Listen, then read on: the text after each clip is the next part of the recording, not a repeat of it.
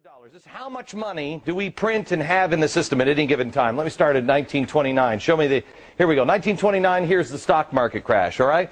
Now, if you see, we were on the gold standard, so we couldn't print much more money. We had the stock market crash, but we didn't do all of the stuff that we're doing now, just printing money. Go ahead, step to the next thing.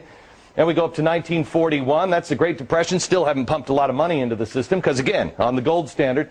Then we have World War II, and we take this all the way to 1965. You'll see it comes up. We had two wars. We had World War II, and we also had the Korean War. In 1965, we were having the Vietnam War. But here's where it gets sticky, because we had all these wars, and we tried to dogpile on with the Great Society. Well, how are we going to pay for all that? Well, in 1971, Richard Nixon says, why don't we get rid of the gold standard? So that way, we can just print whatever we want. But we promise the rest of the world, oh, no, we'll never print too much. Really, we're good for it. I mean, look at our record here. We don't do that. Great Society kicks in, and look what happens. Next point, please. Look how we've devalued our money. This is up until 2000 when we have the Y2K scare, where everybody's like, bury your food and grab your cash. The computers are going down.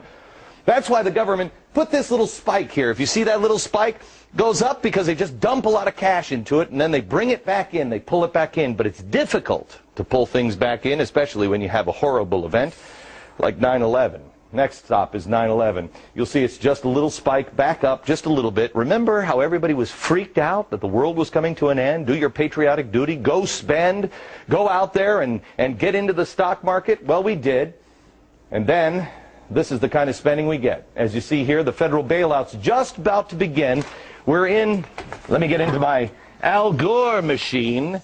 Oh, it's a real inconvenient truth now, isn't it, Al? Look at this hockey stick. This is the hockey stick that Al Gore was talking about with the, the woolly mammoth coming back or whatever the hell he's talking about. Here's where we were in September last year. But then the Treasury decided we need to start printing more money. This hockey stick should take your breath away. This is devaluing our money. Al Gore said global warming is not a political issue, it's a moral one. Thomas Jefferson said doing this to our children is immoral, and I agree with him. We have pumped all of this money in and devalued our money. How is it not going to be worthless? This has never, ever been done by anybody ever before. Please share this video with everybody you know, all your friends. Please go to foxnews.com/Glenn Beck. We're going to make this available for you. Pass it on to your friends. This is real trouble. Not in 1,000 years. Perhaps in the next year.